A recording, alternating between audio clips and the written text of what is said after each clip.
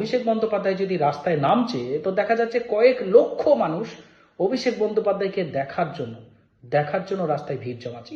অভিষেক বন্দ্যোপাধ্যায়ের সাথে ডিপস উনি যে একসঙ্গে 50খানা ডিপস করেন, 50খানা করে দেখাক। শুভেন্দু অধিকারী 15টা করে দেখাক, জানবো এক বাপের বেটা। না হলে কিন্তু জানবো বেটা এক বাপের বেটাটা, তুমি নিজে বলে তোমার দুটো বাবা, একটা শিশির আর একটা নরেন্দ্র মোদী। বাংলার রাজনীতিতে অভিষেক বন্দ্যোপাধ্যায় মানুষের মনের মধ্যে একটা দাগ কেটে দিয়েছে।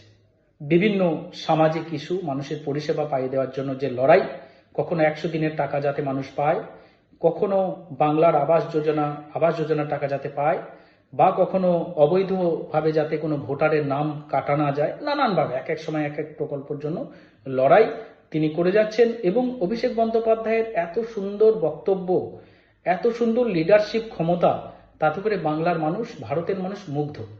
আজ অভিষেক বন্দ্যোপাধ্যায় যদি রাস্তায় নামছে তো দেখা যাচ্ছে কয়েক লক্ষ মানুষ অভিষেক বন্দ্যোপাধ্যায়কে দেখার জন্য রাস্তায় ভিড় জমাচ্ছে।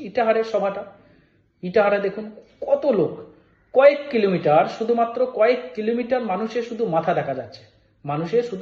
দেখা যাচ্ছে কয়েক কিলোমিটার।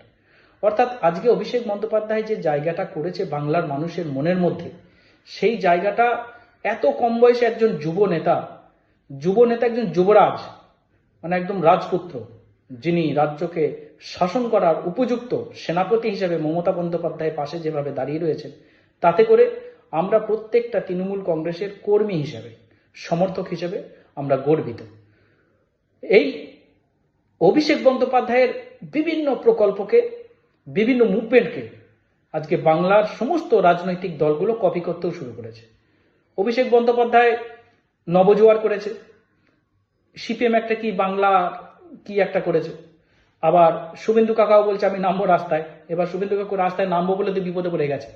শুভেন্দু কাকা তো লোক নেই, কয়েকজন মাত্র, গুটি কয়েক লোক। একই লোক হাওড়ার মিটিং নিয়ে যায়, একই লোক হাবড়ার মিটিং নিয়ে যায়, একই লোক নন্দীগ্রাম নিয়ে যায়, এবার একই লোক সিঙ্গুরে নিয়ে যায়। মানে লোকগুলো কিন্তু ফিক্সড। যারা দর্শক এই ভিডিও দেখছেন, শুভেন্দু অধিকারীর দেখবেন যে ভিডিওগুলো রয়েছে, তার মধ্যে যে লোকগুলো আছে একটু চিহ্নিত করে রাখবেন। সারা বাংলা জুড়ে ওদের কি ঘোরায়, গাড়ি দিয়ে দিয়ে, যেখানে যাবে ওই গুটি কয়েক লোক শুধু ঘুরবে। তো যাই হোক, এখন অভিষেক বন্দ্যোপাধ্যায় জনমুখী প্রকল্প একের পর এক মানুষের কাছে নিয়ে আসছে, এবং অভিষেক বন্দ্যোপাধ্যায় বিভিন্ন অভাব অভিযোগ শুনে মানুষকে সেই সুবিধা উপলব্ধি করাচ্ছে। এখন শুভেন্দু বাবুর শখ হয়েছে যে আমি এবার অভিষেককে কপি করব। এবার অভিষেক বন্দ্যোপাধ্যায় এখন জানেন সেবাশ্রয়, সেখানে অভিষেক বন্দ্যোপাধ্যায় যে লোকসভা কেন্দ্র ডায়মন্ড হাবড়া, সেখানকার মানুষ প্রচুর উপকৃত মেডিকেল হেলথ প্রসেসের দ্বারা, বিভিন্ন পরিষেবার দ্বারা।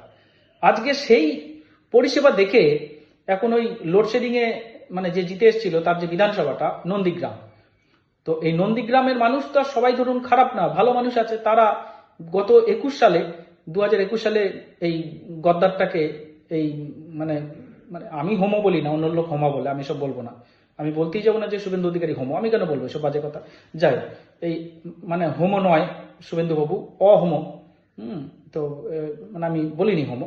তো এই শুভেন্দু অধিকারী বা এই ধরুন লোকে বলে গান্ডু, আমি বলি না, এই গান্ডু যাই হোক না কেন, এই মালটাকে তো ভোট দিয়ে মানুষ ভুল করেছে। এখন ভুল করার পরে মানুষ কি করবে, এখন শুধরে নেবে 2021 থেকে 2026।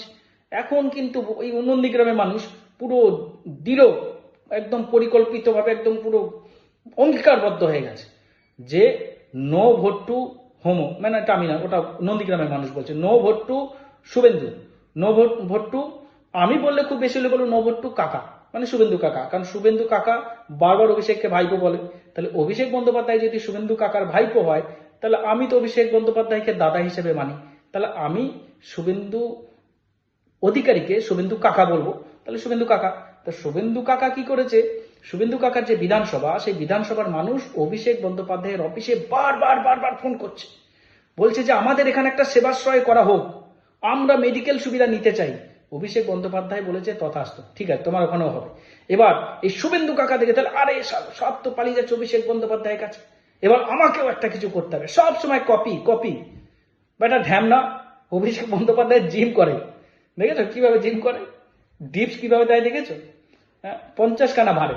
এবার শুভেন্দু কাকা তুমি তো কই কপি করছো না, যে অভিষেক বন্দ্যোপাধ্যায় 50খানা ডিপস দিয়েছে, আমিও দেবো।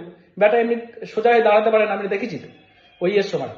ওই কি জানো তোমাদের একটা নরেন্দ্র মোদী তোমার বাবা করায় ওই যোগ দিবস, ওই যোগ দিবসে যখন তুমি দেখেছি একটা ঠ্যাঙের উপর একটা ঠ্যাং তুলছো, টলমল করে ব্যাঙের মতো পড়ে যাচ্ছ। তা তুমি যদি কপি করতেই হয়, শুভেন্দু অধিকারী যদি এক বাপের ব্যাটা হবে, অভিষেক বন্দ্যোপাধ্যায়ের সাথে ডিপস উনি যে একসঙ্গে 50খানা ডিপস করেন, 50খানা করে দেখাক, শুভেন্দু অধিকারী 15টা করে দেখাক, জানবো এক বাপের ব্যাটা। না হলে কিন্তু জানবো ব্যাটা এক বাপের ব্যাটা না, তুমি নিজে বলে তোমার দুটো বাবা, একটা শিশির আর একটা নরেন্দ্র মোদী, তাহলে তুমি তোমার সত্যি সত্যি দুটো বাবা। অভিষেক বন্দ্যোপাধ্যায়কে কপি করা ছেড়ে নিজের চরকায় তেল দাও, যে তুমি কোন রাজ্যে পাত্তারি গুটিয়ে 2026 পরে পালাবে সেটা দেখো।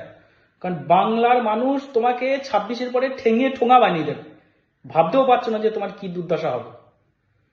অভিষেক বন্দ্যোপাধ্যায়কে কপি করা ছেড়ে নিজে পাত্তারি গোটান, আর কাকাগিরি বন্ধ করুন, হোমগিরি বন্ধ করুন। ভালো থেকো শুভেন্দুবাবু, আশীর্বাদ করছি।